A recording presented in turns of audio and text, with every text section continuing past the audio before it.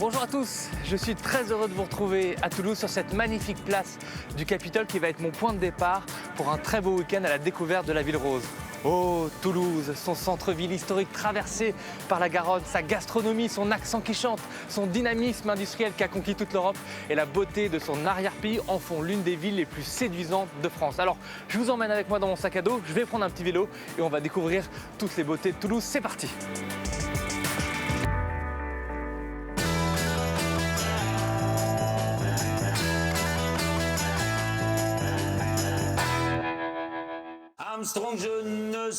Toulouse, ça donne envie de chanter.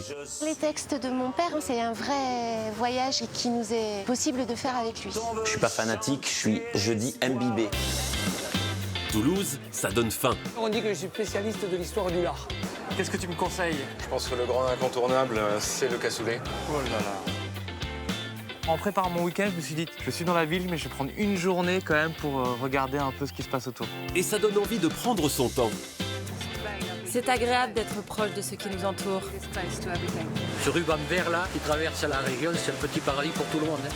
Ici, le mot terroir prend tout son sens. Ce qui me plaît, c'est l'amour des bêtes, la passion de la montagne, des choses simples. On est parti pour 4 mois. C'est impressionnant. C'est impressionnant, c'est une des plus belles salles de la grotte. Et ça aussi, ça creuse. Foie gras de canard poché, aux huîtres et bouillon citronnelle gingembre. Je connais pas grand monde qui n'a pas essayé de faire du canard dans le coin. Comme un rêve éveillé, Bonjour. Bonjour Raphaël. un week-end à Toulouse, ça vous gagne. Félicitations.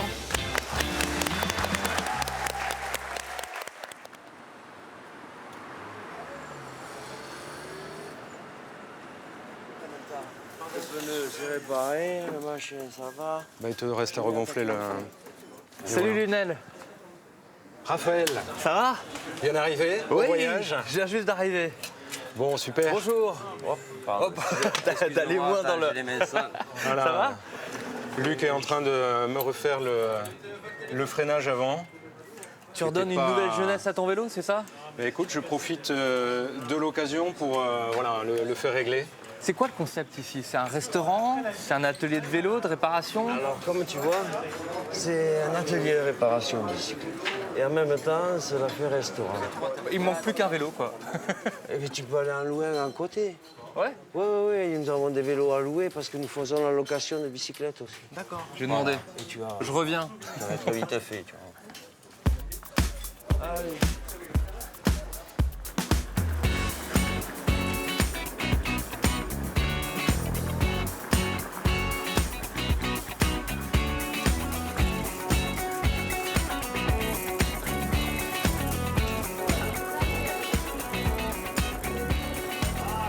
Tu es déjà venu à Toulouse, Raphaël?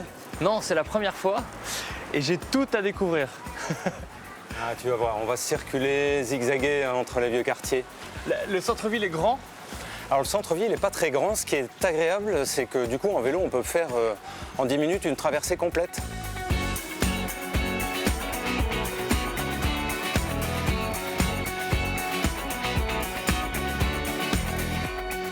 Tu es né à Toulouse? Alors oui, moi je suis né ici, j'ai vu la ville bien changer, bien se rénover. On va passer par ici à gauche. Là depuis 30 ans, c'est magique. Sans doute dû à l'avènement de l'aéronautique, hein, qui est vraiment monté en puissance. Qui a donné comme ça un nouveau dynamisme. Ah voilà. Pourquoi cette brique? Alors partout, pourquoi ça a été En construit fait, avec... tout simplement parce que c'est le matériau qu'on est en mesure d'extraire du sous-sol, si tu veux, enfin de la vallée de la Garonne. C'est tout en briques parce que c'est le premier matériau. C'était très coûteux en fait de faire venir de la pierre. Certains l'ont fait parce qu'ils voulaient montrer leur richesse, mais c'est quand même resté très rare. Mais ça a beaucoup de charme, cette ville rose. On lui doit son nom à cette brique.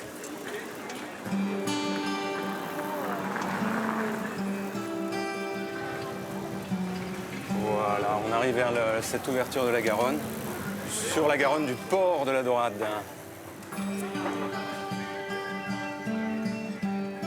Et maintenant, Raphaël, je te propose de découvrir Toulouse sous une autre perspective.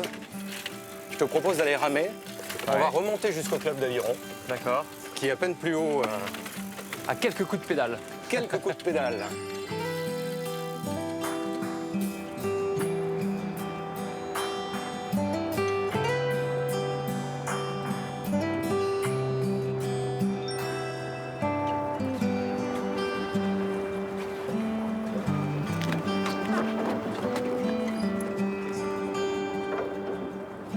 Salut. Bonjour. Je te présente ma famille et mes amis de l'Aviron toulousain. D'accord. Donc Raphaël, mon épouse Anne-Laure, Enchanté. mon neveu Louis D'accord. Salut. et Philippe et Robert. Bonjour. Philippe, Robert, Philippe. Robert, Philippe. Bonjour. C'est toi, Robert. C'est une histoire de famille, donc l'Aviron, Ouais. si je comprends bien. Ouais, je les ai inscrits il y a 5 ou 6 ans, mon fils 6 ans aîné maintenant. et puis mon mari. C'est toi? C'est moi qui les ai inscrits, qui ai regardé sur internet l'adresse du club et puis j'aurais dit allez, séance un samedi matin, vous y allez tous les deux. Et puis ils y sont restés et puis moi j'y suis venue, notre deuxième fils aussi, Siemi, voilà. Et bientôt notre fille. Et bientôt notre fille. Vous avez combien d'enfants en tout? 4. 4. D'accord. 2 garçons, 2 filles, choix du Ok. roi. Bon, là, on est quand même un tout petit peu ridicule là, avec nos mocassins et nos bateaux. Je vois qu'on n'est Eh pas ben, du tout dans les codes couleurs. On va vite aller se changer, je vais te trouver la même tenue. D'accord. Et on revient. Et je vais faire quelques pompes. Oui, c'est une idée. À tout de suite. À tout de suite.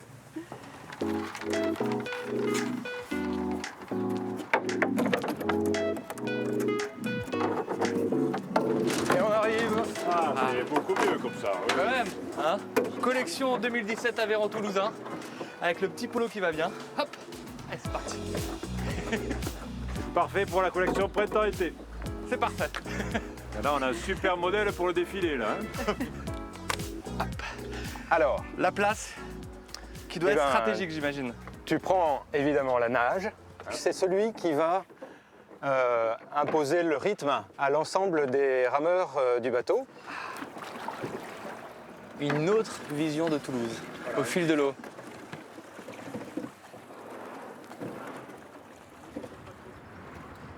Dans les rues de Toulouse ou sur les quais de la Garonne, s'il est une voix qui résonne encore, c'est bien celle de Claude Nougaro. Décédé en 2004 à l'âge de 74 ans, ses chansons font toujours vibrer le cœur des Toulousains. Qu'il est loin mon pays, qu'il est loin. Des concerts intimes dans les églises aux statues à son effigie, le chanteur a laissé ici une empreinte indélébile.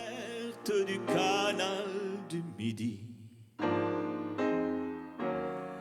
et la brique rouge des minimes. Au mon pays, au Toulouse, au Toulouse. Nougaro, que l'on surnommait le Petit Taureau, est né dans la ville rose. Il a passé dans ces rues une grande partie de son enfance. En 1967, il compose cette chanson mythique, « Ô Toulouse ».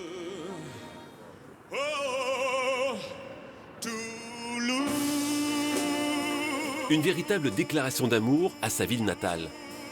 Toulouse, c'est vrai que c'est un hymne, hein, c'est l'hymne de la ville. Donc c'est une vraie balade qu'il nous propose de faire dans sa ville. Il en a fait une magnifique... c'est une carte postale comme on n'en voit pas. Dans cette ville, ce qui lui plaisait, je crois, la lumière beaucoup. Parce qu'il a l'œil d'un peintre. En fait, son écriture, c'est comme des peintures. Donc les lumières... cette teinte rouge brique qu'on dit rose, mais c'est très changeant en fait.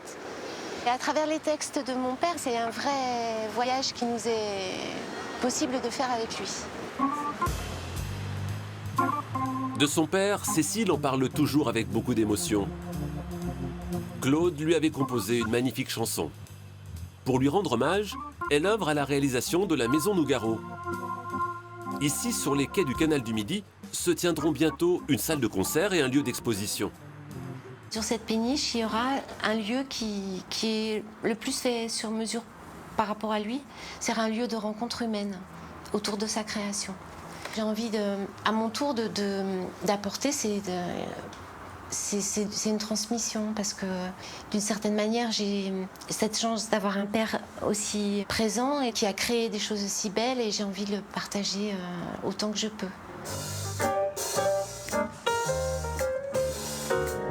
Des fans de Nougaro qui fredonnent des syllabes qui swingent. Il s'en cache des dizaines dans la ville rose.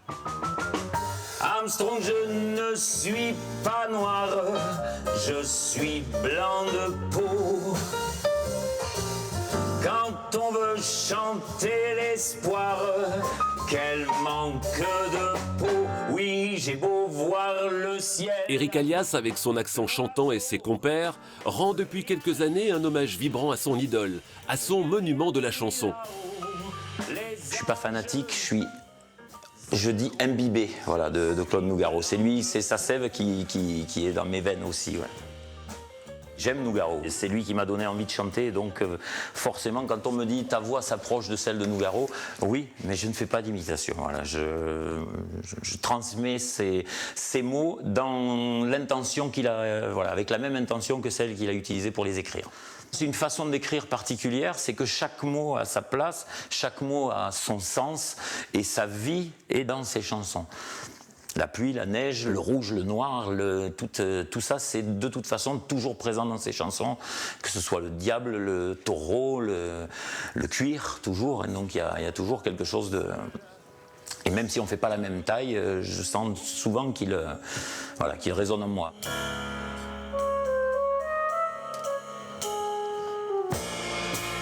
Aujourd'hui tes buildings grimpent haut.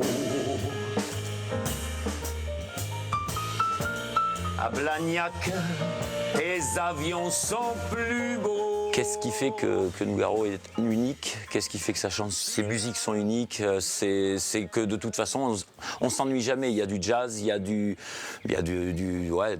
la musique africaine, il y a du brésilien, il y a des tas de choses qui frappent au cœur. Et puis, bon, ben voilà, Perry, c'est le bonhomme aussi. Voilà, c'est pas seulement parce que je suis de Toulouse que j'aime Nougaro, c'est parce que Nougaro me touche direct au cœur. Ouais. Oh Toulouse,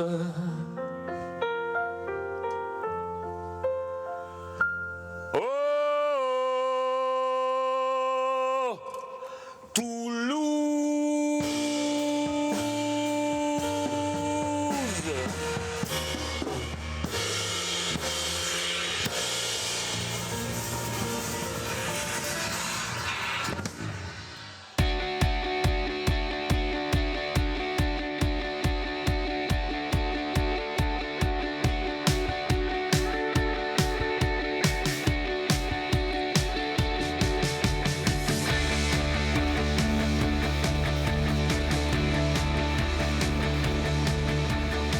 Allez, je me sens bien là.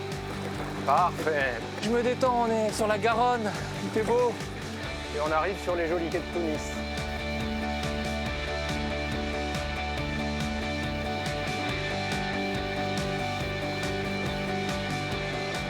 C'est quand même extraordinaire de pouvoir s'adonner à sa passion en voyant défiler une aussi belle ville que Toulouse. Bon Raphaël, ce qu'on va faire, c'est que je vais prendre ta place et tu vas prendre la mienne. Oula. Tu vas te mettre comme ça. Et les autres tiennent bien le bateau. Ok, comme ça. Voilà. Ne bouge pas, ça va le faire. Je suis pas très souple. Voilà. Alors moi je suis passé. Ok. Attention. Ben, en fait c'est un spectacle, c'est Moi ça je suis passé, donc toi tu C'est vas un spectacle d'acrobatie. Ça m'arrange, tu vois, de prendre un peu de recul et de pouvoir me reposer un peu. Attends, hop. C'est vrai? Ouais, non, mais c'est physique, on n'a pas Tu sens que l'habitude. t'as tiré un peu sur les... Oh, le rêve! C'est comme si j'étais au spectacle, mais je vais quand même barrer un peu. Enfin. Ouais. Et puis là tu vas voir, tu vas changer de moteur. Ok. Ah, je sens, Lionel, que t'es content, tu vas pouvoir envoyer. Oui. Moi tu vas voir, mon Depuis week-end tout à commence l'heure. aussi. Allez, c'est quand vous voulez. Partout. Wow.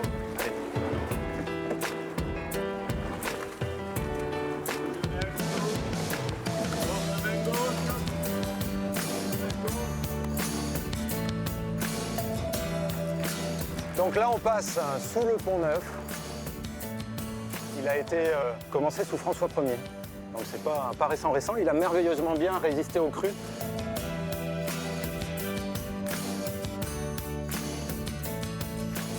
Et là, on arrive dans le plus beau coin de Toulouse, avec l'Hôtel Dieu.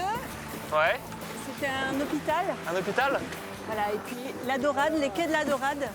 Ah, super. Donc là, c'est sympa d'y aller en fin de journée, là, quand le soleil commence à baisser. Ils ont bien été aménagés, les quais, là. C'est agréable. Oui, tout ça a été un port, donc tu vois ce qui servait à descendre les marchandises permet aujourd'hui au vélo d'accéder facilement au quai. Donc là, on va tourner pour se mettre d'eau au courant. Et là, ce dôme, c'est quoi? C'est le dôme de la chapelle de l'hôpital de la Grave. Ouais. Donc c'est un hôpital dans lequel on soignait les lépreux et les pestiférés, ouais. Bien à l'écart de la ville.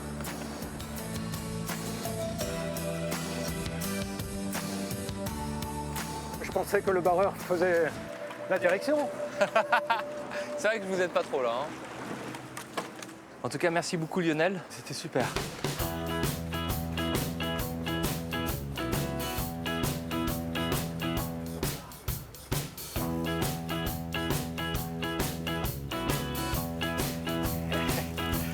Allez.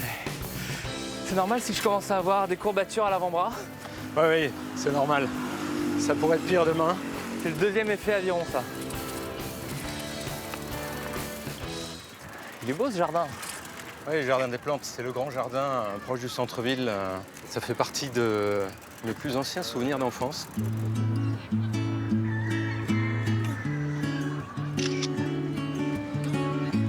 Lorsque j'ai emménagé avec Anne-Laure dans le coin, Anne-Laure aurait bien voulu une maison avec un jardin, mais moi j'étais bien content de revenir par ici et puis d'être face à un jardin comme ça, magnifique, tendu par quelqu'un d'autre, avec des canards. Voilà, le rêve. C'est ce qui t'a décidé à habiter le quartier? Exactement. Je te propose de faire une petite pause à l'ombre. Ouais. Je vais te présenter une incontournable ici, une amie. Tu m'emmènes faire un tour de manège? Et pourquoi pas. Retour en enfance.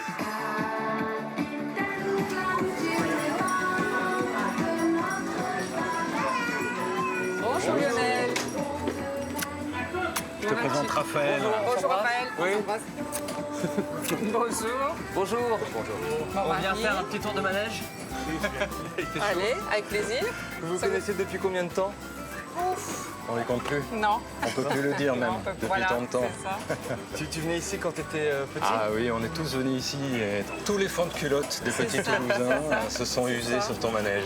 Et tes enfants sont venus aussi ici? Évidemment, ils sont venus là et... Tu dois encore dans ton cahier quelques photos d'enfants. Il y a un album? Ah ben oui. Ah, il faut que tu montres ça. C'est la mémoire du quartier. Voilà l'album, la mémoire du manège.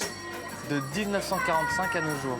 Voilà, la mémé que tout le monde connaît, tu vois, qui est ici. C'est qui la mémé? La mémé, c'était la dame du manège. Tout le monde a toujours appelé la mémé du manège, en fait, c'est drôle. Mais c'est extraordinaire de garder tous ces souvenirs. Et c'est le même, je reconnais. Oui, regarde, c'est celui qui est Alors, là.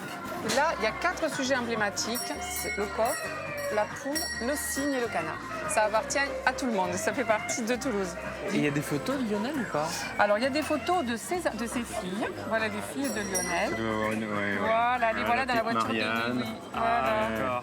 Voilà. La dernière, avec les amis. C'est familial. En fait, Toulouse, c'est une grande famille.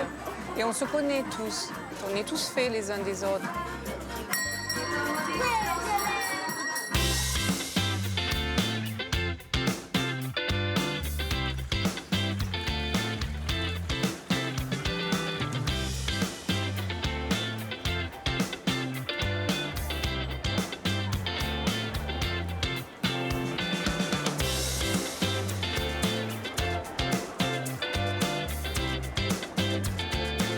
Après l'effort, le réconfort. Alors, ce que je te propose, c'est cette adresse, Émile. Ouais. Une institution à Toulouse dans laquelle nous allons nous régaler. Bonjour. Bonjour. Vous devez avoir une réservation au nom de Lionel. Oui, tout à fait, 2 personnes. On va vous installer par ici, s'il vous plaît, messieurs. Super. Vous êtes bien là.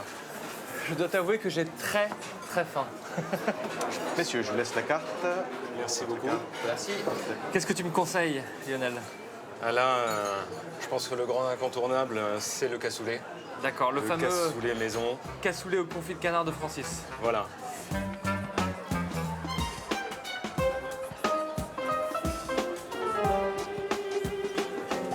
suis curieux, mais tu penses que c'est possible d'aller en cuisine pour aller voir le chef? C'est Christophe, il est très sympa, il sera ravi de t'accueillir pour te faire découvrir la recette du cassoulet. Ok, je regarde.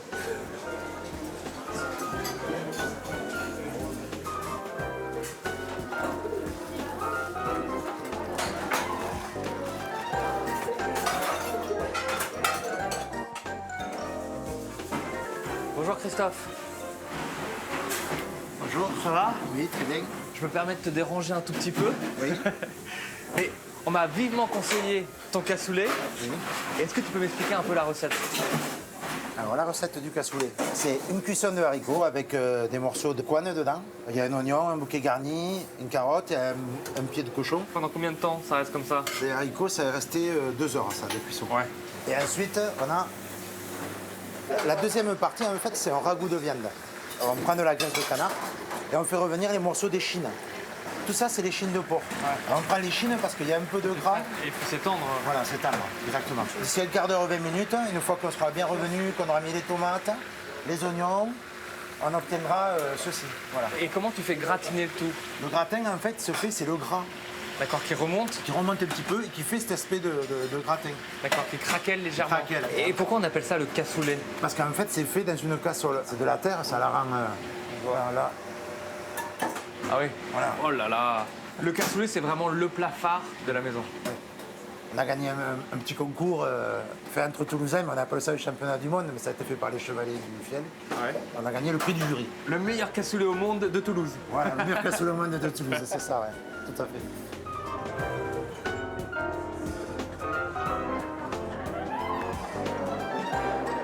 Voici le cassoulet. Magnifique.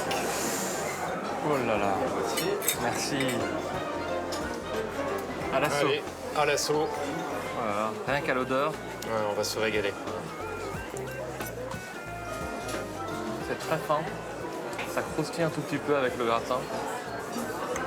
Et la saucisse, c'est juste comme il faut, pas trop fort. La viande est tendre. Oh là là. Que c'est bon.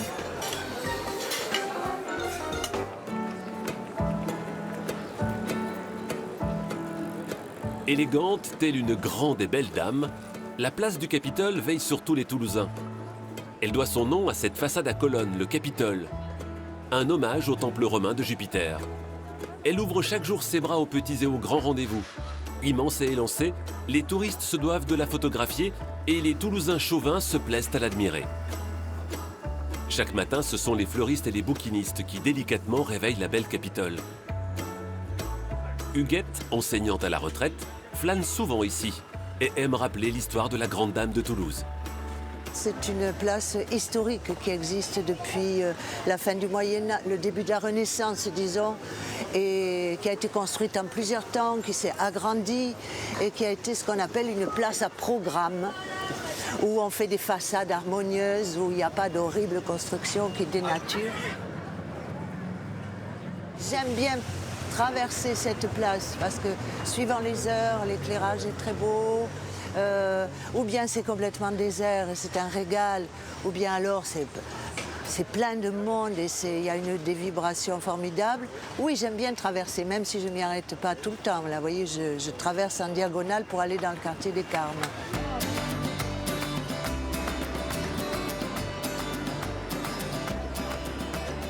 En fin de matinée, la belle dame du Capitole, au visage étincelant, accueille en son sein le maire de Toulouse. Jean-Luc Moudinque, premier citoyen de la ville, parle toujours d'elle avec beaucoup d'émotion. On peut dire que la place du Capitole, effectivement, c'est le cœur battant de la ville depuis toujours. C'est là qu'on se rassemble, les Toulousains, pour les événements heureux et malheureux. Lorsque le Stade Toulousain gagne, il vient ici, la place est noire de monde, les joueurs vont au balcon, s'adressent aux Toulousains au balcon, brandissent le bouclier de Brennus. Et puis pour les événements qui nous endeuillent, on a connu ça au moment des attentats, bien sûr, c'est là que les Toulousains se rassemblent, se recueillent. En coulisses, plus intime derrière sa façade, la grande dame se dévoile. Elle offre au maire des salons et des bureaux majestueux bâtis au XVIIIe siècle qui imposent à son locataire un immense respect. Quand on est au Capitole, on a conscience d'être dans une fonction qui a une longue histoire, qui est la fonction de diriger la ville. Tout ça est fort et je crois que c'est bien, c'est positif pour celui qui exerce la fonction. C'est quelque chose qui, quelque part, nous soutient, nous incite à aller de l'avant, et puis nous incite aussi à la modestie, parce que ces lieux chargés d'histoire, tous les jours, ils nous rappellent qu'on n'est par définition que de passage ici. Juste au-dessus du bureau du maire, la belle du Capitole montre un autre visage. Maquillée, colorée, elle divulgue un espace majestueux, la salle des illustres. C'est ici que les Toulousains viennent célébrer leur amour.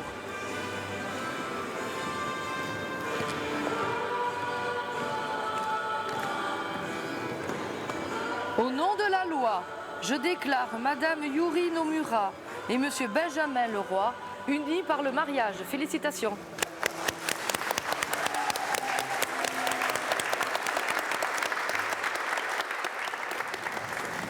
En vivant à Toulouse, ça aurait été dommage de passer à côté de ce mariage dans cet hôtel de ville. Ouais. Se marier dans un lieu aussi magnifique, c'est fait chaud au cœur, c'est super. Je suis très content.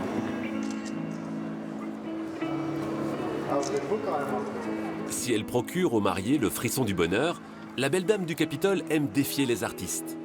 Pas facile pour un peintre de croquer la déesse toulousaine, dont le visage change constamment. Il y a tout pour faire un tableau, c'est-à-dire l'espace, l'architecture, la profondeur, le ciel.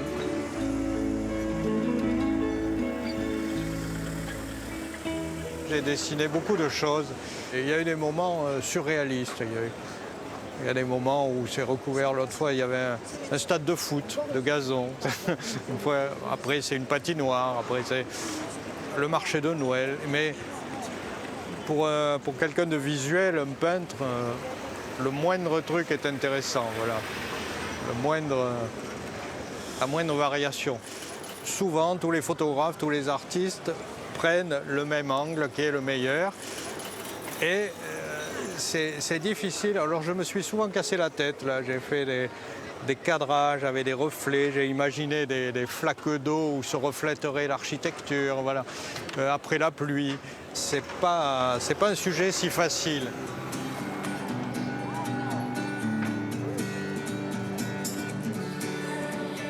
Pour les peintres, la grande dame du Capitole n'est donc pas facile à esquisser. Avec ses 800 ans d'histoire, elle se dévoile difficilement. Si sa silhouette reste la même, Madame Capitole aime offrir un visage différent, étourdissant sous la lumière du jour et bien plus délicat lorsque tombe la nuit toulousaine.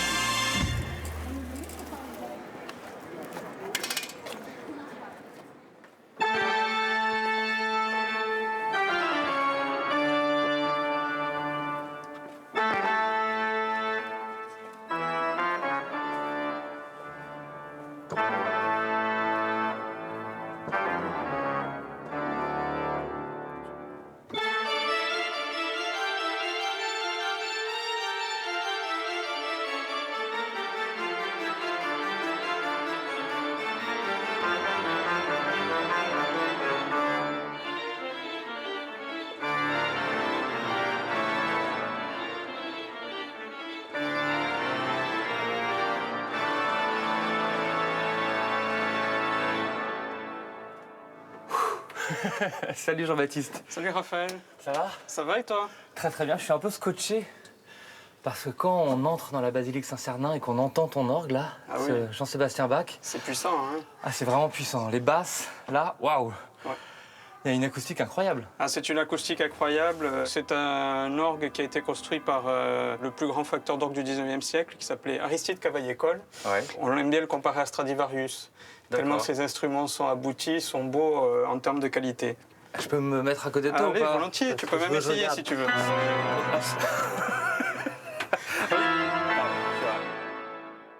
À quoi servent tous ces boutons avec des noms assez poétiques? Dans l'orgue, donc, on a une sorte d'orchestre finalement avec tout un tas d'instrumentistes. Et donc voilà une flûte par exemple, assez douce. Il y a une trompette ici qui...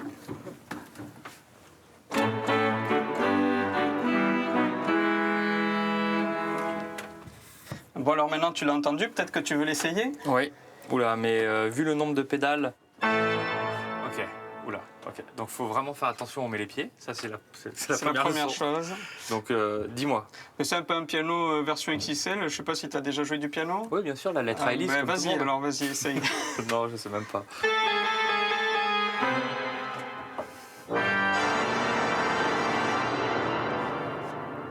Ouais, ça, c'est ce qu'il ne faut pas faire. Oui. C'est ce qu'il ne faut pas faire si tu ne veux pas avoir de vieilles dames qui... Crise cardiaque dans l'église. Voilà. Ce qui est fascinant dans un instrument comme ça, c'est le côté mystérieux et puis surtout toute la partie mécanique qu'on va aller voir qui est incroyable, de complexité. C'est une machine formidable.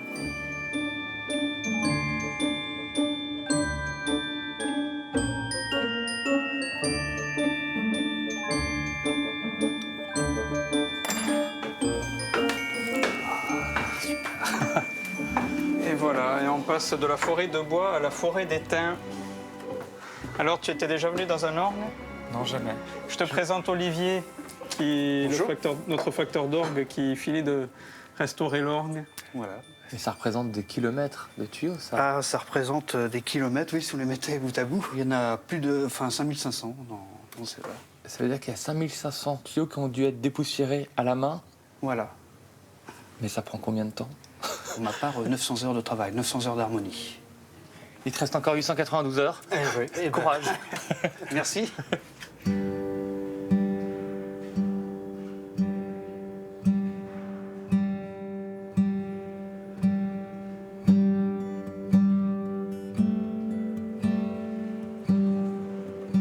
Alors, je sais que tu voyages beaucoup. Ouais. Alors, je te propose d'aller voir un petit porte-bonheur pour les pèlerins. Les pieds de Saint-Christophe. Donc il faut les toucher, c'est ça? Voilà. Donc tous les pèlerins qui passent ici sur la route de Saint-Jacques-de-Compostelle touchent les pieds? Ceux qui le savent, oui. Ouais. Ceux qui le savent, absolument. C'est vrai qu'on peut passer facilement à côté. Et alors ça marche 2 fois mieux quand on met une petite offrande aussi. Ah. Sinon ça marche qu'à moitié. D'accord, attends. Est-ce que j'ai quelques pièces? Allez, pour mes futurs voyages.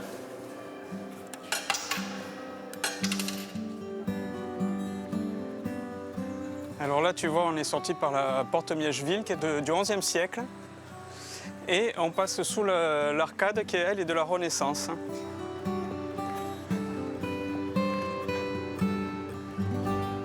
Et elle date de quelle époque, alors justement, cette basilique? Alors, globalement, la basilique date du XIe siècle. La partie la plus ancienne, c'est le chevet, et puis les parties basses. Et puis plus on monte, je ne sais pas si tu as remarqué un détail en regardant la tour. Un détail architectural? Ouais. Ah oui. Oui, je vois que les premiers étages, c'est arrondi, de style roman, et après, c'est en angle droit. C'est exact, c'est ça. En fait, plus on monte, plus c'est récent, c'est 12e, 13e, et tout à fait la flèche en haut, c'est 15e siècle. Ouais. Moi, je suis impressionné par la taille de cette église. Ouais, quand on arrive, on la voit de... d'Europe. Hein. Ouais. Elle est magnifique.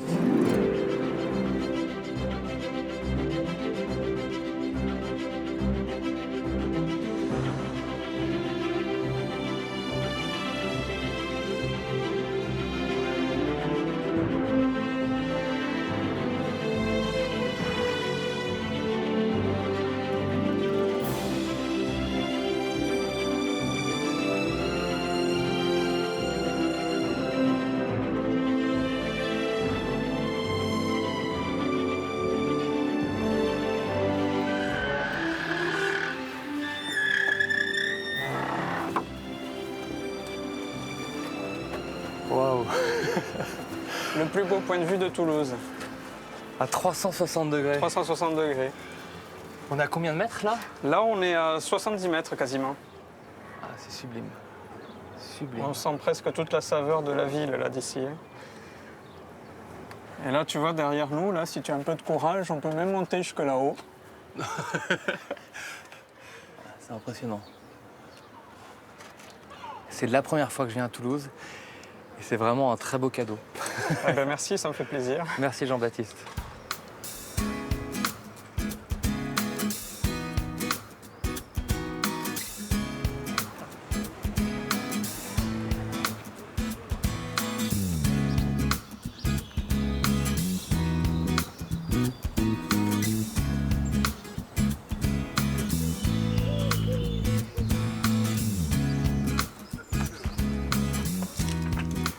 Et quelqu'un? Oui. Bonsoir. Bonsoir, Marie. Bonsoir Marie. Pas trop fatiguée? Non, ça va, un peu en retard. Oh, c'est pas grave. Mais j'ai passé une journée fantastique pour découvrir Toulouse. Ben oui, la journée a été bien remplie. Ouais, aviron sur la Garonne, visite de la basilique. Se balader aussi dans la vieille ville, c'était fantastique. Je suis un peu rincé, j'ai pas eu le temps de poser mon sac. Je vais vite te montrer ta chambre, je vais t'installer. Alors c'est où? On Dis-moi. va passer par les plabords. Hop. Hop. Je suis à l'avant de la péniche? À l'arrière. À l'arrière? D'accord. Tu vas occuper la cabine du capitaine. D'accord. C'est pas un peu rudimentaire, non? Ça va? Ah, est-ce que tu penses que tu vas dormir là? C'est Non. la cabine du capitaine? Non. Tu vas dormir dans cette boîte. Ça ressemble à une boîte, mais c'est une vraie petite chambre. Le passage secret. C'est ça. Super. Attention. Alors, donc, comme je te le disais, tu es dans la cabine historique du bateau, ça veut dire que c'est là que la famille du marinier vivait. Entière. Et les familles de mariniers étaient souvent assez nombreuses. Il pouvait y avoir 4, 5, 6 enfants, voire plus. Souvent plus. J'adore. Ce que je trouve très agréable, c'est qu'il y a des hublots et des fenêtres un peu partout. Oui. Donc du coup, c'est très lumineux. C'est vrai, oui. Alors que oui. dans un bateau, une péniche, on pourrait se sentir un tout petit peu... Bon, c'est pas très haut de plafond, tu es grand et donc tu touches. Je peux te dire que le plafond fait à peu près 1m86. Non, j'adore, c'est génial. Bon, bah je te laisse t'installer. Oui, merci. Et voilà.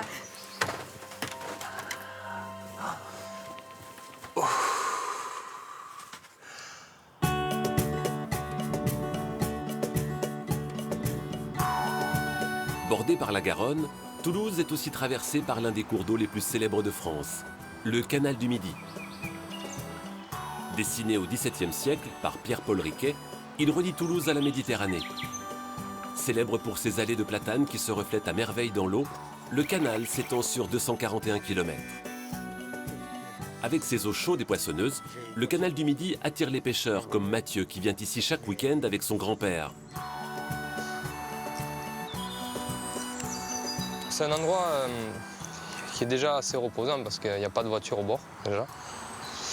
Et puis, c'est quand même assez sauvage, du moins si on est sur un secteur assez sauvage. Mais oui, pour la pêche, disons que c'est assez agréable quoi, parce qu'on peut trouver déjà toutes les espèces de poissons. On peut trouver du black bass, du brochet, de la perche, du sandre. Depuis des années que je viens ici. C'est un endroit, et puis bon, après des fois il y a quelques péniches qui passent. Ça fait partie du charme du canal quoi. Par rapport aux autres rivières, le canal c'est complètement différent quoi. Il y a de la navigation, on peut se balader aux alentours, on croise du monde. Il y a toujours quelque chose à faire. Poisson. Ouais. Ou une brème.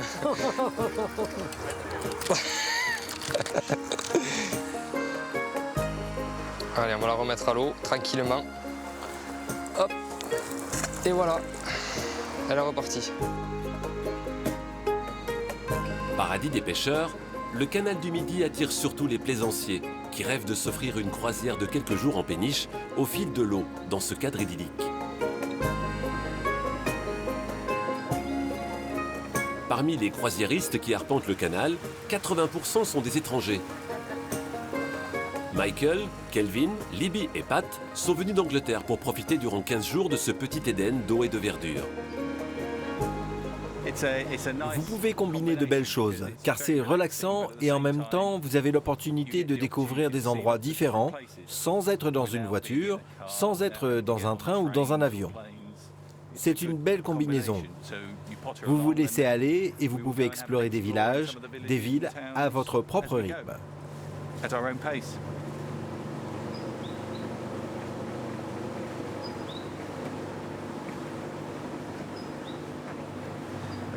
On va regagner en premier lieu Castelnaudary, puis Carcassonne, et on va revenir tout doucement.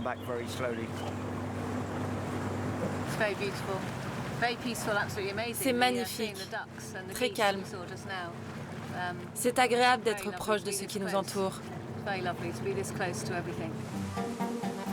Eaux paisibles et lignes droites, la navigation sur le canal du Midi est simple et agréable. Elle permet à 10 000 bateaux de l'emprunter chaque année. Le seul défi pour les plaisanciers, comme pour notre équipage anglais, c'est de passer sans encombre les 63 écluses qui jalonnent le parcours. Heureusement, chaque bateau peut compter sur la présence des éclusiers qui sont les yeux et les oreilles du canal. Gérard Mondragon veille lui sur l'écluse de Castelnaudary depuis 16 ans. Dans sa petite tourelle, tel un chef d'orchestre, il s'amuse avec les eaux du canal du Midi. Il faut avoir une gymnastique d'esprit pour les niveaux, parce que vous voyez, il suffit de lâcher trop d'eau et on envoie l'eau dans la rue. C'est déjà arrivé sur des pannes de courant où on fait passer des milliers de mètres cubes dans la rue. Bonjour Anna. Ah si. Alors, Monsieur l'éclusier, comment allez-vous? ça va bien, ça va bien. Alors ça se passe bien? Pour l'instant, la descente c'est beaucoup moins stressant que la Voilà, montée. que la montée, oui, ça secoue moins. Voilà. C'est un petit paradis. C'est ce ruban vert là qui traverse la région, c'est un petit paradis pour tout le monde. Un petit paradis aussi pour notre équipage anglais qui n'a pas fait sombrer son bateau dans l'écluse. C'est bon, nous avons survécu et il n'y a pas de trou dans le bateau.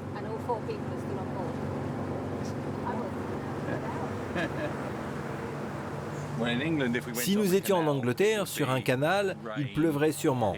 Le ciel serait gris, ça serait humide. Mais il y aurait des pubs et de la bière le long du canal.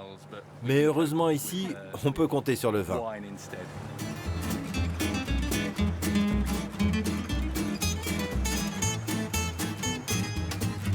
Si en Angleterre, les pubs jalonnent les rives des cours d'eau, sur le canal du Midi, ce sont plutôt les guinguettes. C'est chaud là. Hop, on va aller boire un coup, hein, parce que là il fait chaud.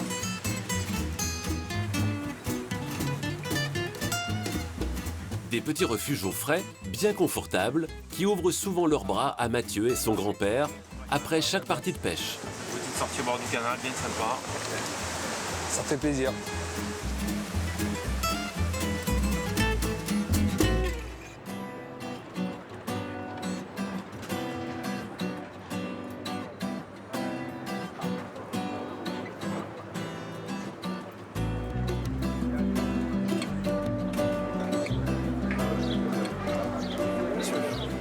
Votre orange pressée.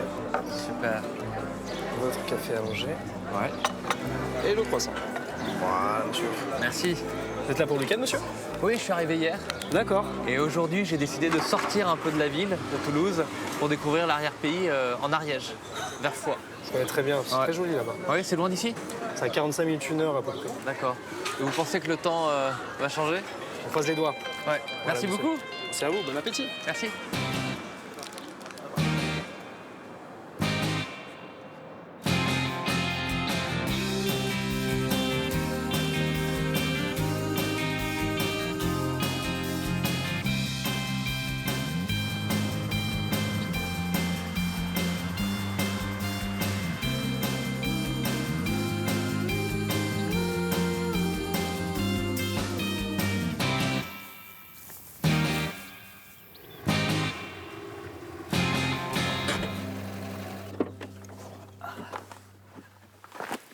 Salut Sébastien. Salut Raphaël. Ça va? Ça va. Et toi?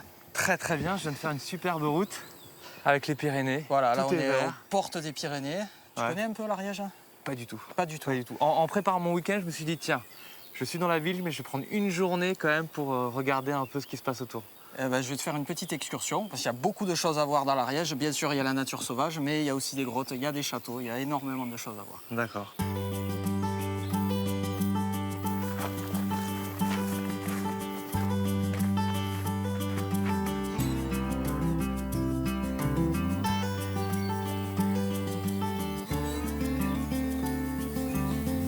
On est bien là. On est bien ici, oui. On entend les oiseaux. Les oiseaux, les grillons. Ouais. Toi, t'as toujours voulu être guide ou c'est les hasards de la vie qui t'ont amené à faire ce métier? Et quand j'étais enfant, j'aimais beaucoup qu'on m'amène visiter des grottes, des châteaux. J'adorais suivre les visites guidées. C'était pas comme tous les autres enfants, parce que généralement, les visites guidées, quand on est enfant, on n'aime pas trop. C'est ça, c'est en vieillissant que je me suis rendu compte effectivement que j'étais, pour ça en tout cas, j'étais pas comme les autres enfants. Du coup, il en est resté quelque chose et au moment de choisir une orientation professionnelle, je me suis orienté vers le tourisme.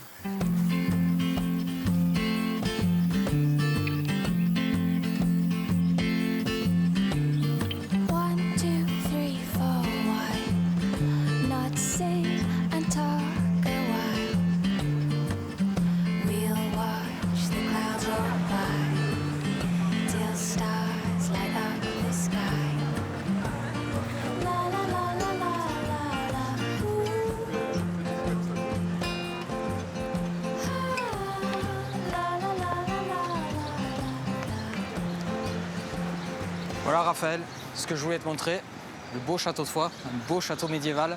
Il en impose sur son piton rocheux, il domine la ville. Il en impose, d'où qu'on arrive, on tombe sur le château de Foix. Impressionnant.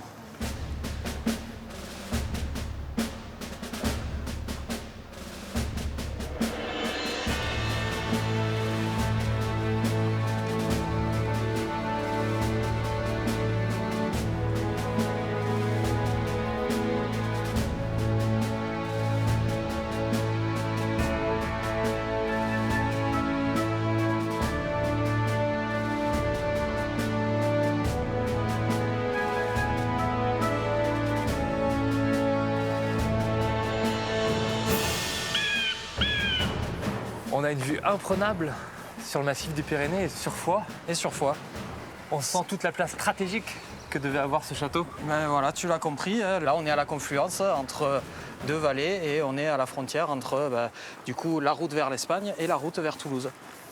D'accord. Et comment s'appelle la vallée? Alors là, la vallée qui va partir sur la droite, c'est la vallée d'Ariège. Et la montagne qu'on voit, c'est le mont Fourcat. Ouais. C'est le premier de 1000 mètres quand on arrive de ce côté-ci. Et pourquoi la ville s'appelle Foix? D'un côté, il y a la vallée de l'Argette, de l'autre côté, il y a la vallée de l'Ariège. Les deux rivières se rejoignent, ça fait une fourche. Fourche en occitan, ça se dit foiche. Voilà. Foix, fourche. Voilà, exactement.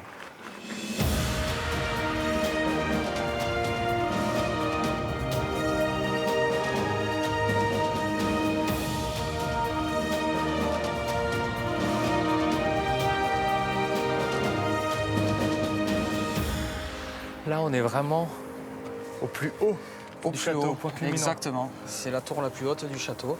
Une très belle vue sur les environs. À 360 degrés. À 360 degrés. Mais là, il y a autre chose que je voudrais te montrer, une particularité du château de Foix. À Foix, au château, il y a 3 tours. Ouais. Il y a 2 tours carrées. Ces 2 tours-là, elles ont été construites entre le XIe et le XIIe siècle, et celle qui est ronde bien plus tard, dans le courant du XVe siècle. En fait, c'est juste une construction, entre guillemets, de prestige. On le voit là d'ailleurs, on est plus haut que les autres tours. Aujourd'hui, on le voit dans certains pays du Golfe. Plus on construit haut, plus on est riche et plus on est puissant. Ben, on voit que Au c'est XVe pas... siècle, c'était pareil. Voilà, c'est quelque chose qui n'est pas nouveau.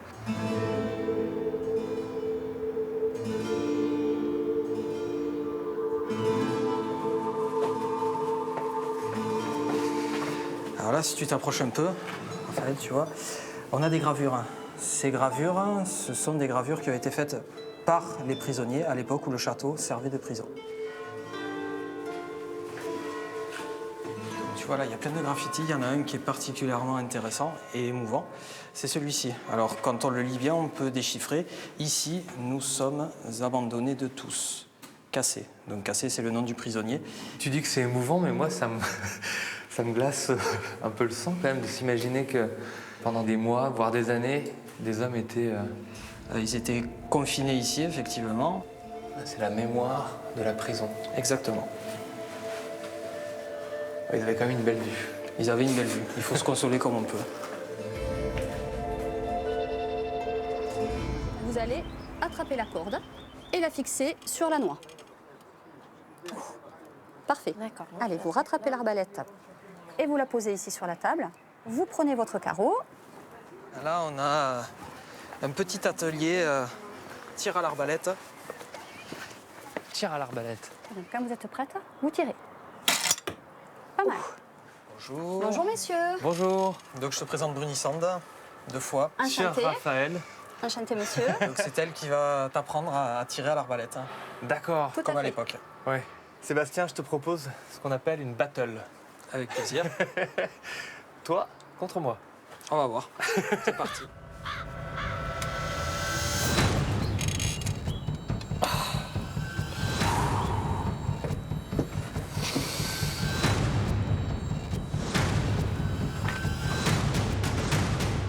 Je suis prêt.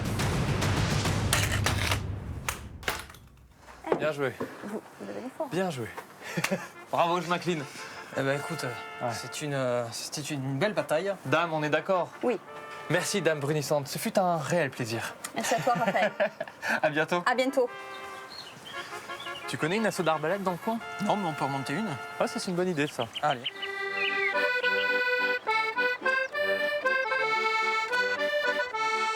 En Ariège, chaque année au mois de juin, au fond de la vallée du Haut-Salat, le petit village de Salos se réveille au son de l'accordéon et des cloches des brebis.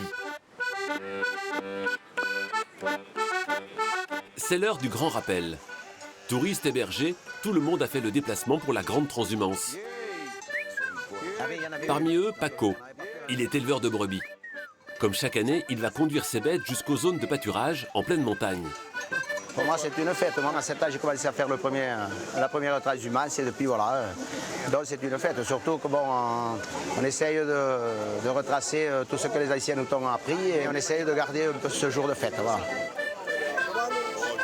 Les brebis aussi sont contentes, autant que nous, même, je pense. Parce que ce matin, déjà, en bas, ils étaient pressés de partir. Quand on commence à mettre quelques cloches, elles savent où c'est qu'elles vont et sont impatientes de retrouver les pâturages. Et les estives, les alpages. Oui, ça y est. On est parti pour 4 mois.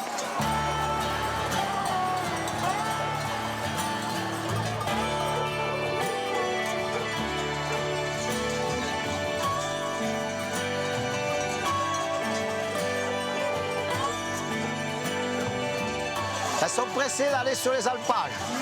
La transhumance, c'est une fête et une longue marche de 4 heures. Du village aux forêts, en direction des sommets, comme un grand pèlerinage. Chacun se glisse en rythme dans les pas des brebis. Chaque village, je l'ai pas eu. J'arrive à Artagnan, où je rencontre la comtesse, Mais si, c'est ça qui est beau. qui me dit noblement de prendre les quartiers de noblesse. C'est la promenade. Je pense que là, ils ne sont pas plein régime quand même. Hein. Ça se voit qu'il y a du touriste derrière. C'est pour les brebis, le départ qu'on vient. C'est très agréable, les gens sont sympas et puis ça nous fait une sortie en montagne. Pas à pas, le troupeau traverse une partie du Haut-Couserans. Des paysages de montagne sublimes et majestueux en plein cœur des Pyrénées ariégeoises, sur les contreforts de l'Espagne. En tête de la transhumance, en retrait derrière Paco, l'éleveur de brebis, voici Johan, le berger. Le pas assuré, c'est lui qui veillera sur le troupeau en montagne durant tout l'été. Alors pour être berger, il faut la passion, le mental, le physique. Et puis il faut de l'observation aussi. Il faut savoir les observer, regarder ce qu'elles font. Il faut savoir les mener dans les bons quartiers pour leur faire brouter l'herbe par rapport à la saison. Johan prend aujourd'hui le relais de Jean, l'ancien berger qui, durant 36 étés, a sillonné la montagne et veillé sur les troupeaux. À un moment donné, quand même, il faut savoir s'arrêter. Bientôt 70 ans. Je prends la retraite un peu en retard, quoi. Je sais que c'est un petit peu sérieux et je suis sûr qu'il fera son possible pour que tout se passe bien, quoi.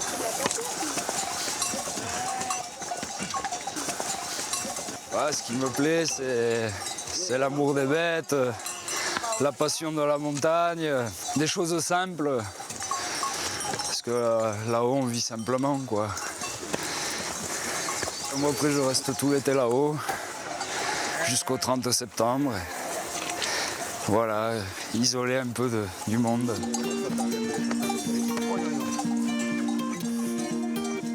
L'isolement n'est plus très loin.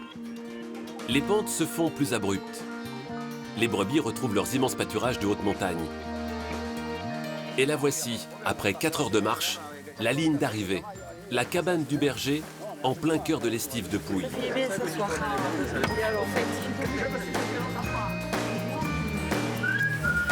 Voilà, c'est la cabane avec le minimum de confort. On a la chambre, on a un dortoir pour accueillir les éleveurs, la douche, tout ce qu'il faut, quoi. Mais après, il y a 3 cabanes sur l'estive et on alterne suivant les quartiers, quoi. Les quartiers où on va packager. Encore quelques heures, juste le temps de partager un dernier verre avec les amis. On lève un toast. Santé au berger.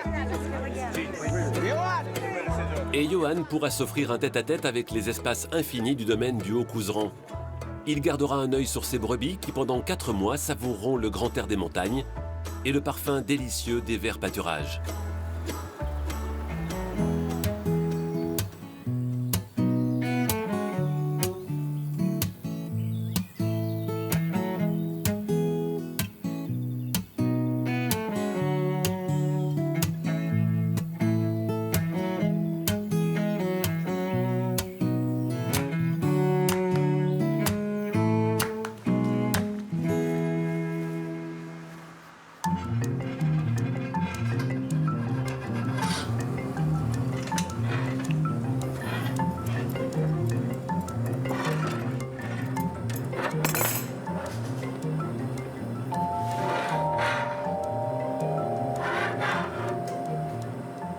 Raphaël, je te présente Pavel. Bonjour Pavel. Bonjour. Ça va? Chaudement. Chaudement, oui, bah oui. Il fait un peu chaud. Qu'est-ce que tu es en train de faire, Pavel? Ça va être la surprise. Ah. Un peu de suspense. Oula. Ouais.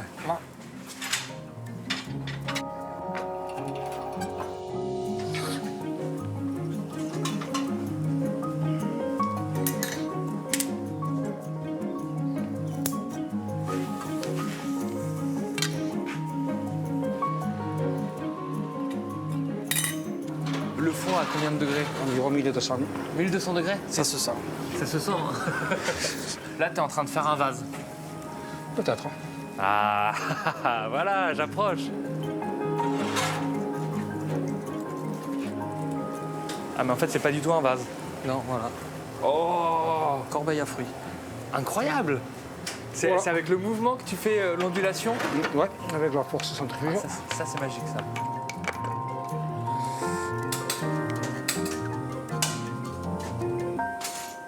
Ça paraît facile en regardant comme ça, mais il y a une technique incroyable. Et là, il y a quand même presque 40 ans de métier, quoi. Ouais. Donc ça paraît facile, c'est normal. Tu vas souffler un coup. Ouais. Et tu vas voir comment c'est simple. Je vais souffler dans le ballon? Ouais, non, dans le tuyau, dans la canne. D'accord.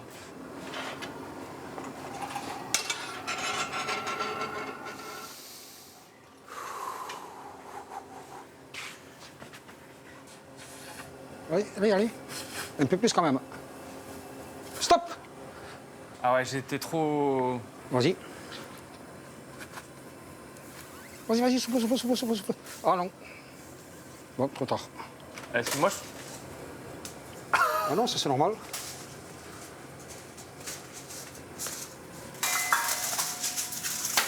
Ah ouais. Comment vient l'inspiration pour tes créations? Parce que je vois qu'il y a des animaux, il y a des lampes, il y a des vases. Et il y a des jours, j'arrive, je sais pas ce que je vais faire. Ouais.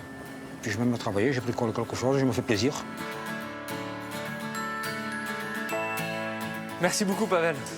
Avec plaisir. Heureux d'avoir découvert l'antre de ta créativité. Tu viens te chauffer quand tu veux. Ouais, bah oui. Au revoir. Au revoir, merci.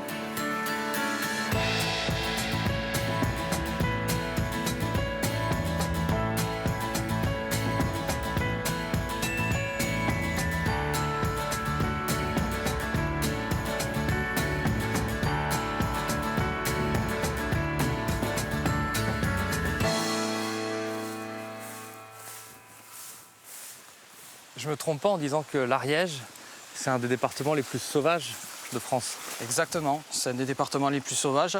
On a d'ailleurs près de 40% du territoire ariégeois qui est classé dans un parc naturel régional. Et il y a une saison que tu préfères ici?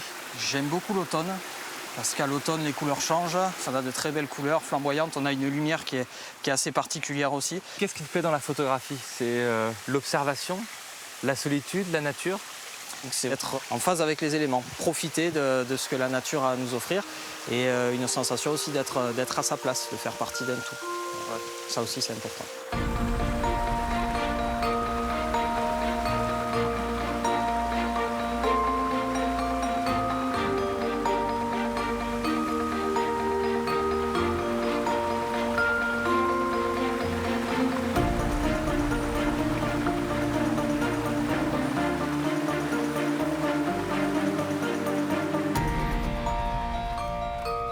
On arrive à la rivière souterraine de la Bouiche, là où je travaille. Ouais. Avant de descendre, je vais quand même me changer, s'il fait un petit peu frais. D'accord. Et ensuite, on descend et on fait la visite sur la rivière.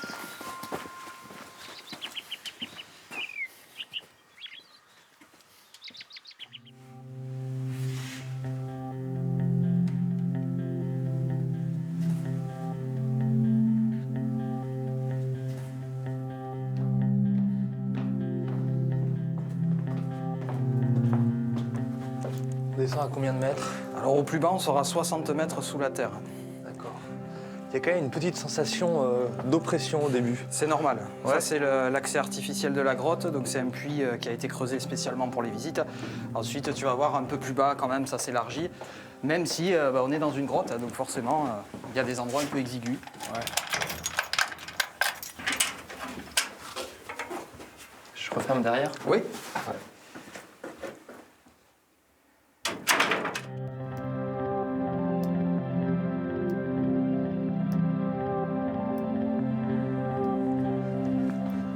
Voyage au centre de la Terre. Exactement.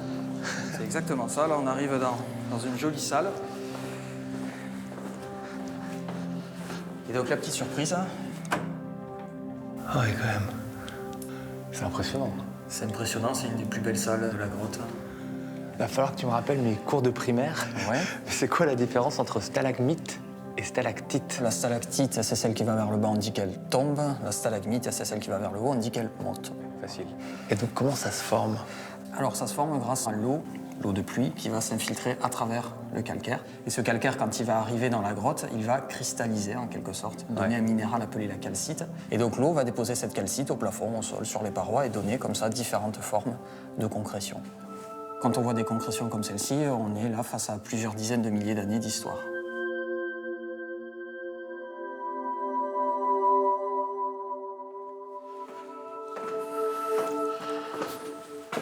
Génial. Voilà. Nous y voici. Allez, je te laisse embarquer. Voilà, tu t'installes. C'est magique.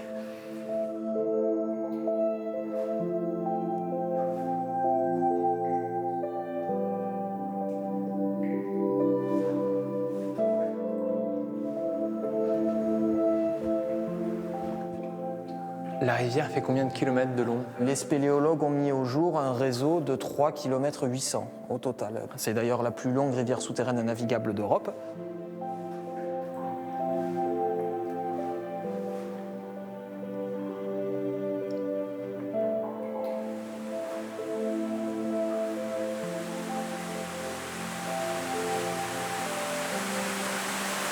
Ah, ça y est. Superbe. En plus de la beauté de la cascade, ce que j'aime beaucoup, c'est les couleurs entre la roche, l'eau transparente un peu verte et les différentes nuances. C'est vraiment magnifique. Et l'eau est à combien de degrés? Alors l'eau est à 11 degrés. D'accord. Et tu t'es déjà baigné? Non, j'ai déjà mis les pieds, les jambes, mais pas le reste.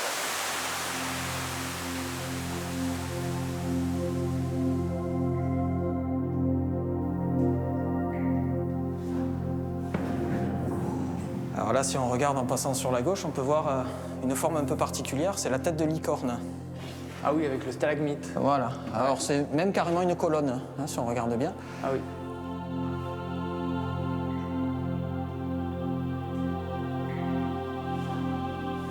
Ça fait combien de temps que tu travailles dans la grotte? Ça fait 9 ans. Ouais. Et voilà. Et donc en 9 ans, j'ai vu passer beaucoup de monde et j'ai fait pas mal de kilomètres sous terre du coup. Et qu'est-ce que tu aimes le plus ici, dans cette grotte, sur cette rivière? Ce que j'aime le plus, c'est le fait qu'on soit dans un monde qui est assez différent du monde extérieur. Ici, c'est quand même un petit peu une bulle. Je vois la lumière du jour. Voilà, on arrive.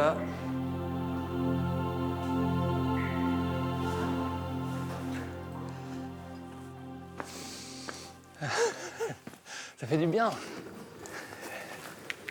J'ai l'impression d'avoir perdu la notion du temps. C'est sûr, hein, il ne faut pas rester trop longtemps dans la grotte. À un moment donné, quand même, il faut ressortir pour voir le monde extérieur.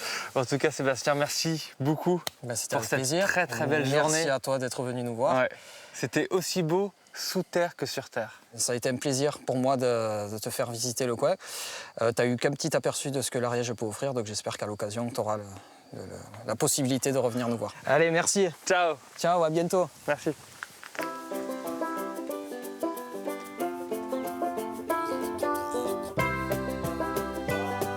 Dans les collines et dans les prés du sud-ouest, vous croiserez forcément sa route.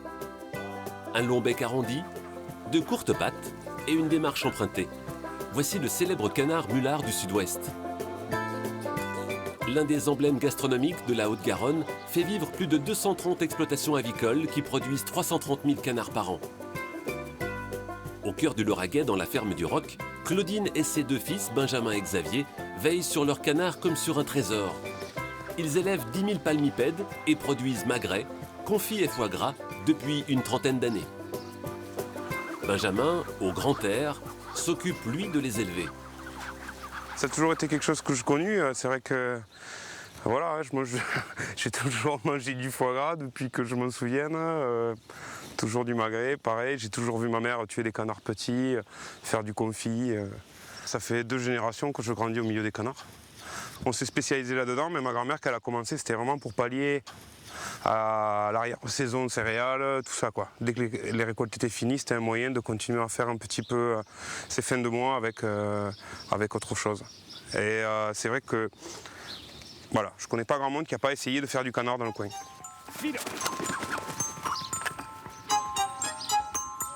Après avoir gambadé au grand air sous les yeux de Benjamin, les canards passent entre les mains de Xavier, le grand frère, qui les gave 2 fois par jour. En fait, ça fait depuis des millénaires qu'on gave de la même façon.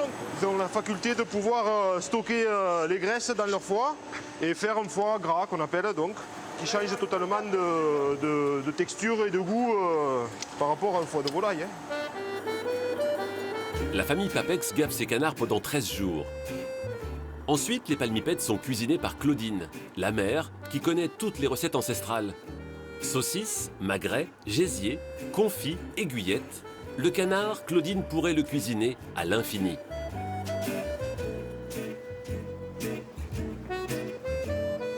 Loin des campagnes de Haute-Garonne, les 1000 saveurs du canard se diffusent dans les rues de Toulouse. Chaque matin, Stéphane Tournier démarre sa journée avec un petit détour par la maison Samaran, le paradis des gastronomes. Super. Quand on appuie, qu'on fait une trace, ça veut dire qu'il y a une qualité, il est mou et il est chaud. Donc là, ça veut dire qu'on va pouvoir le cuire et pas trop perdre. C'est l'intérêt. Un toucher, un coup d'œil, et Stéphane Tournier vous repère le meilleur des foie gras. Toulousain et chef étoilé, dans son restaurant, il cherche surtout à concocter de nouvelles recettes à base de canard. Et de sa part, forcément la plus noble, le foie gras. Donc ça, c'est de l'or en barre, en fait. Et ce qui est intéressant, c'est arrivé ici, mais on retrouve ça depuis l'Antiquité, la nuit des temps. Donc je veux dire, c'est une alimentation qui est ancestrale. Et chez nous, Dans le sud-ouest, le foie gras, c'est un peu le pâté, quoi. On met ça à table, du foie gras, de façon naturelle. Ce qu'on va faire, c'est qu'on va faire une belle tranche de foie gras qu'on va assaisonner en sel et que je vais pocher dans un bouillon de volaille. Ensuite, on va faire une sauce citronnelle gingembre à base de carcasse de canard toujours. Et on va pocher ça avec des huîtres. Donc on va faire un côté terre-mer.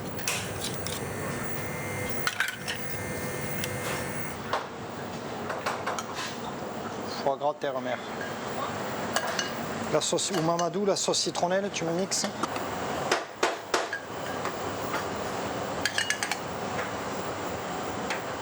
Foie gras de canard poché aux huîtres et bouillon citronnelle gingembre. Donc une rencontre du sud-ouest avec l'Asie. Le foie gras, c'est un peu un 4x4, c'est un tout-terrain. Ça peut se marier avec plein de choses. C'est-à-dire on peut le marier avec des produits de la mer, avec des choses un peu plus sucrées, un peu moins sucrées, avec des légumes, avec tout un tas de choses. Et ça se marie toujours très bien.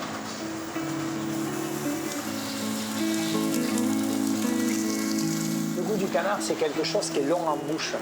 Donc il y a une mâche qui est résistante. Alors il y a de la tendresse, mais on n'a pas, c'est pas du steak haché, c'est pas un filet de bœuf. Donc il y a un peu de résistance, il y a un peu de mâche. C'est un peu comme le caractère des gars du sud-ouest, quoi. C'est-à-dire c'est à la fois tendre et à la fois dur, quoi. Donc ça a un côté comme ça très dur d'entrée, mais après au fond il y a du cœur. Dans le sud-ouest, on l'aime et on le chérit, le canard. Ses textures différentes et ses saveurs exquises permettront encore aux chefs de la région d'imaginer sans fin de nouvelles recettes.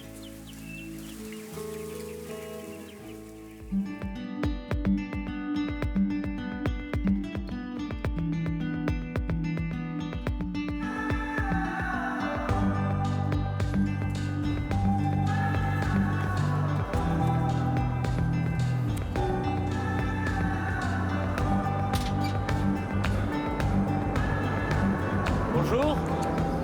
Bonjour Raphaël. Et on va où là? Bah là on descend vers le midi, vers la Méditerranée. Il est quelle heure? Je ne suis pas réveillé. Il est 9h24. Oh là là. Oh, j'ai bien dormi moi. Ben je vois ça. Oh, je suis pas en avance. Je m'habille. Habille-toi.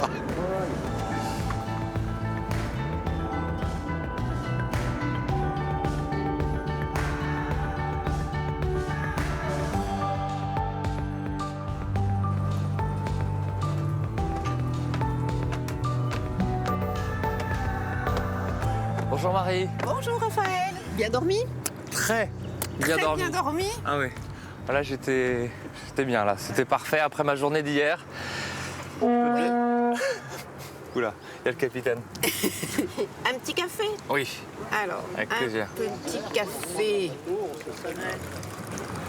Sans lait, hein, je crois. Ouais. Et sans sucre. Et sans sucre. Voilà, pour bien me réveiller. Eh ben, c'est parfait.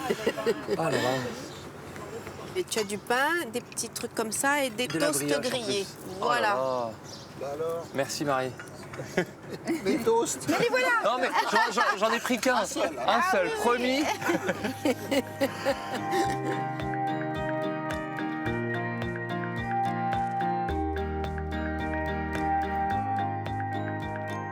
Alors, cette journée d'hier, Sensationnel. J'étais avec Sébastien, un guide. J'ai découvert le château de Foix, on s'est baladé dans les prairies, on a vu des cascades, on était dans la forêt. J'ai marché, j'ai crapahuté toute la journée. Ah, ce matin, c'était un peu dur. Mais se réveiller au milieu du canal du Midi, avec cette lumière, c'est divin. Pas mal, hein. Ah ouais, on est bien.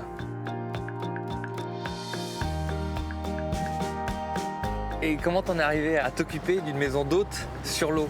j'étais venue dormir sur la péniche comme cliente et la personne qui était propriétaire du bateau vendait sa péniche. Comme j'adorais cet endroit, je le trouvais assez magique, en tant que cliente déjà, donc je me suis décidée assez vite. En tout cas, on se sent vraiment chez soi. On se sent à la maison, c'est vrai, c'est très agréable. Ah bah tant mieux. Non mais c'est vrai Merci. Marie, je te le dis. Depuis que tu m'as montré ma petite cabine de capitaine, c'est parfait. Non, c'est très agréable.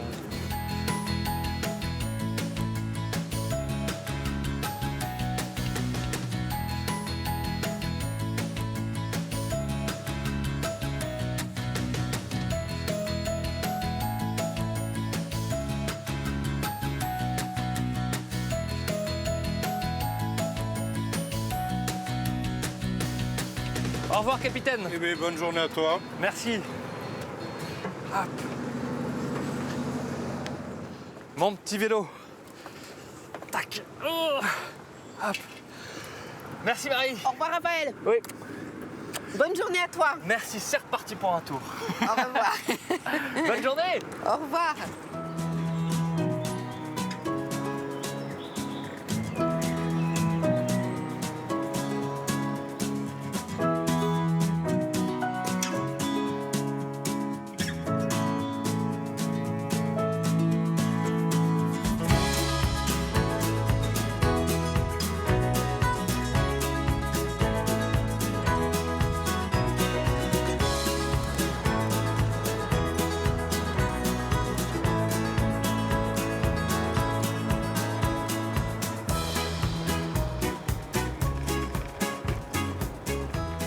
Hop. Salut Raphaël. Ça va? Bien et toi? Très très bien. J'aime beaucoup le point de rendez-vous au milieu de cette croix occitane sur la place du Capitole. On peut pas se louper. Ouais, c'est un très bon lieu de rendez-vous pour les Toulousains. Alors c'est quoi le programme aujourd'hui? On va faire un pique-nique avec Lionel et puis les enfants. Oui, et donc vrai. pour ça, on va faire les courses. Génial. On pose les vélos, on y va à pied? On y va à pied, on va accrocher nos vélos. D'accord. Et... De toute façon, tout est proche à Toulouse. Oui. Le centre-ville n'est pas immense.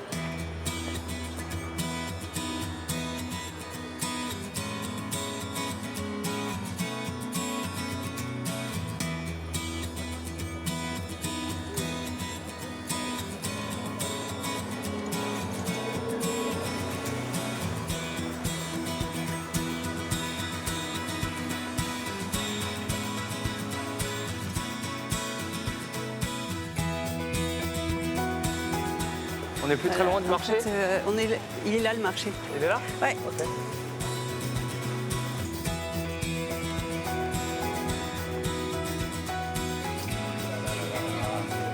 Bonjour. Il y a combien de marchés à Toulouse? À Toulouse, Les il y en a principaux dans marchés. chaque quartier. Bah, ça, c'est le plus gros marché couvert, on va dire. Ouais. Donc on peut tout trouver. Tout trouver. Tout. Et toi, tu as tes petites habitudes? Oui, j'aime bien aller chez Garcia, c'est charcutier. Ouais. Et puis chez Betty pour les fromages. Il y a une grande variété, ils sont excellents. Alors, on commence par qui?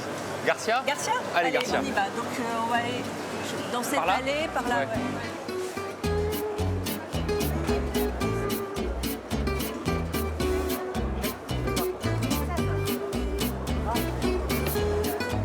T'as aussi des poissonniers, tout fait en vie. T'as des traiteurs aussi, c'est sympa. Charcutier aussi. Bonjour. Je suis en train de penser à la fois pique-nique, à la fois quand même pour prendre des produits pour chez moi. Pour avoir Là, t'as le choix là. le sud-ouest à la maison. Tu vois, t'as même les gros formats de cassoulet. Ah, cassoulet.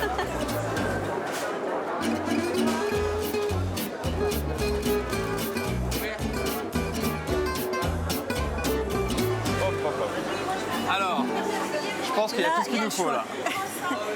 On est chez Garcia. Notre bonheur. Bonjour. Bonjour. Monsieur, bonjour. Alors, on voudrait faire un pique-nique pour ce soir. Pique-nique sur les bords de Garonne. Exactement. Le temps va bien, tout est prêt. Tout est bon. Alors, si vous voulez faire le grillé, la solution, c'est la véritable saucisse de Toulouse. Alors, oui. Puisque ici, c'est vraiment le produit phare. C'est la saucisse. Vous l'avez ici, venez voir. Elle est où? Là. Là, il y a combien de mètres? Alors, le mètre fait le kilo. Donc, le kilo, d'accord. Voilà, Okay. là, vous avez une cinquantaine de kilos. Une cinquantaine de mètres. D'accord. Alors pourquoi la saucisse de Toulouse est différente des autres? Qu'est-ce qu'elle a de plus? Par rapport à toutes les saucisses qui peuvent se trouver en France, la saucisse de Strasbourg, la saucisse de Montbéliard, tous ces produits-là, c'est un produit qui est fait simplement avec de la viande, c'est les meilleurs morceaux du porc, travaillé de merveilleuse façon, bien dénervé, et simplement haché avec du sel et du poivre. C'est fait le plus simplement possible, il n'y a pas plus de 20% de gras, mais sachez, je l'offre que c'est le peu de gras qu'il y a qui donne le goût au produit, de la même manière qu'une côte de bœuf et tout. D'accord.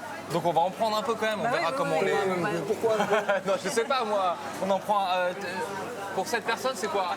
Il faut une bonne brassée comme ça, on compte de 20 cm par personne. D'accord. Ok.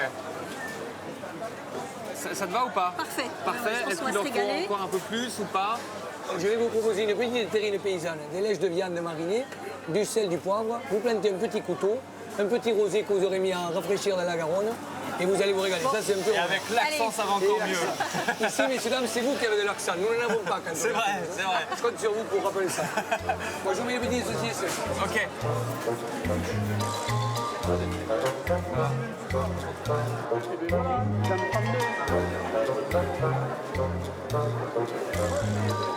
Oh là là, je vois que tu as des belles choses là.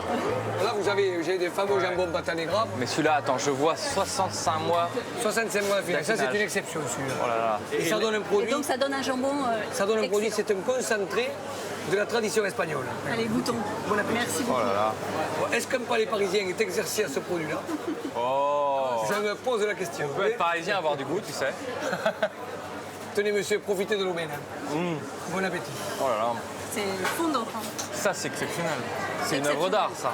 C'est une œuvre d'art. D'ailleurs, on dit que je suis spécialiste de l'histoire du lard. Ouais.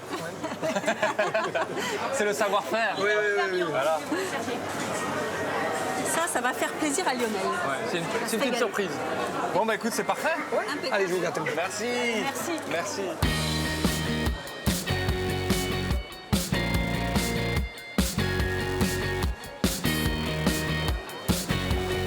Il y a de plus en plus de monde.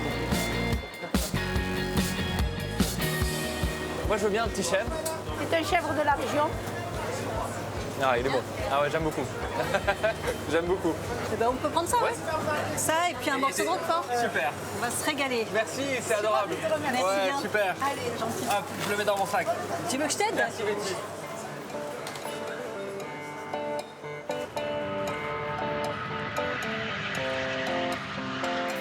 Depuis une centaine d'années, l'histoire de l'aviation s'écrit dans le ciel de Toulouse. Entre ses chaînes de fabrication de l'A350 et de l'A380 et ses sous-traitants, Airbus fait vivre un habitant sur 10. Des salariés qui œuvrent chaque jour avec passion à la fabrication de nouveaux avions. Vincent Germain, employé chez Airbus, prend chaque matin la route de la zone aéronautique de Blagnac. 5 heures debout, 5h30 sur la route, départ de Fontenay, 30 km de Toulouse, pour arriver au travail sur les coups de 6 heures. Voilà, oui, on démarre tôt, les équipes, c'est comme ça. Il y a beaucoup de sites Airbus qui sont tout autour de Toulouse. Blagnac, Colomiers, c'est là où il y a les plus grands sites Airbus et où il y a quasiment toutes les chaînes d'assemblage. Voilà. Et nous arrivons sur mon poste de travail, là, sur la 380. Alors on va rentrer pour aller enfiler la chemise et recevoir les équipes. Depuis 14 ans, Vincent est chef d'équipe sur la chaîne d'assemblage de l'A380. Bonjour messieurs, donc on démarre la journée. Ce matin, on va commencer par monter les spoilers. Merci les gars, à tout à l'heure.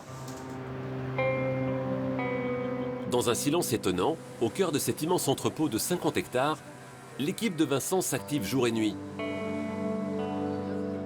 Avec les compagnons d'Airbus, les ouvriers qualifiés, il œuvre avec minutie à la préparation des ailes de 40 mètres du colosse de l'A380. On est sur la première partie de la chaîne, ce qui est appelé le poste 40. C'est dès l'arrivée des tronçons de l'avion et les ailes, tout commence à être assemblé dans ce poste-là. Le temps de monter toutes les commandes de vol et d'y faire tous les réglages et d'y installer tous les systèmes hydrauliques. Les ailes de la 380 restent un mois sur mon poste. Vincent a sous son aile une dizaine de compagnons. Parmi eux, il y a Loïc, mécanicien. Moi, ça fait 5 ans que je suis au 45. Il faut être précis dans tout ce qu'on fait, toutes les tâches. C'est vraiment de la qualité qu'il faut faire. On n'a pas le droit à l'erreur, quoi. Airbus, c'est la pointe de l'aéronautique, quoi. Je veux dire, on fabrique l'avion en entier, on touche à tout. On est sur de grosses machines, quoi. Plus qu'une grosse machine, l'A380, c'est le plus gros avion civil au monde jamais construit. Avec ses 300 tonnes, ses 80 mètres d'envergure et sa longueur de 72 mètres, c'est l'avion de tous les superlatifs. En 10 ans, plus de 200 appareils sont déjà sortis des chaînes d'assemblage de Blagnac. Ce fleuron de l'aéronautique fera encore pour longtemps la fierté des Toulousains et d'une grande partie des salariés d'Airbus. ça reste une passion, bien sûr. Tout jeune, déjà, quand on fait des repas de famille, on a toujours des gens qui travaillent dans l'aéronautique. Donc tout jeune, on est bercé un peu dans la technologie aéronautique. Voilà, on en entend parler. Donc en grandissant, si vraiment on a la fibre, à partir de là, on se projette sur des écoles qui nous forment dans l'aéronautique. Et derrière, on peut rentrer dans des sociétés comme Airbus. Des chantiers d'Airbus au vieux coucou à hélice, les avions font tourner la tête des Toulousains. À Blagnac, juste en face des ateliers de l'A380, on trouve depuis 40 ans des doudingues, des retraités en mal de bricolage, qui passent leur journée à retaper des avions mythiques qui ont marqué l'histoire de l'aviation. Yves Martin a décidé de couler des jours heureux ici, en rénovant 3 fois par semaine les ailes et les hublots de ce mythe de l'aviation française des années 50, le Breguet de Pont. Les 2 autres ouvertures qui ont été massacrées pour faire les issues de secours et puis l'aération, les fenêtres, et bien de toute façon j'ai préparé toutes les pièces et donc dans peu de temps on pourra les refaire complètement. Pour moi c'est d'abord la restauration du patrimoine. Après ça c'est se retrouver avec des gens qui ont une passion commune. Ensuite, mettre en œuvre ses talents, entre guillemets, de bricoleur, de dessinateur, etc. Donc chacun met la main à la pâte. C'est quand même un avion mythique. C'est quand même l'ancêtre de la 380, l'ancêtre de la 400M. Donc c'est fantastique de travailler sur un projet pareil. C'est une passion et il faut en plus avoir quand même le sens commun d'un objectif qui soit intéressant, qui est donc la restauration du patrimoine aéronautique français. De la mythique Caravelle au Mirage 3 en passant par le MiG-21, rien n'est trop beau pour les bénévoles des ailes anciennes de Toulouse, fous de ces trésors volants. Entre leurs mains, ils ont déjà rénové une centaine d'appareils. Jean-Pierre Willem retape depuis 3 ans déjà ce bijou, cet ancien avion de transport de l'armée française, le Nord Atlas 2501.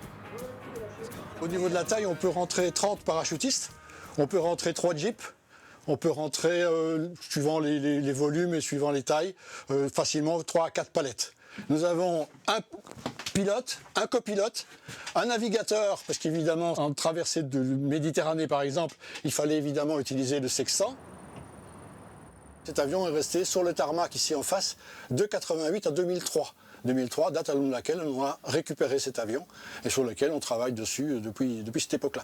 La cabine ici a été entièrement refaite. Pas par moi, je suis arrivé après, mais effectivement, ils ont bien travaillé pour reconstituer une cabine qui était complètement vidée de tous ces instruments. Ah, ça me plaît énormément parce que depuis 3 ans, je connais jusqu'au dernier petit boulon de cet appareil. Que j'ai changé d'ailleurs, pas mal de boulons. J'en suis à 3000 ou 4000 rivets déjà en 3 ans. Des chaînes de fabrication de l'A380 aux vieux avions mythiques, Toulouse offre aux passionnés d'aéronautique des trésors à découvrir et des lieux étonnants qui ouvrent aussi leurs portes au public plusieurs fois par an.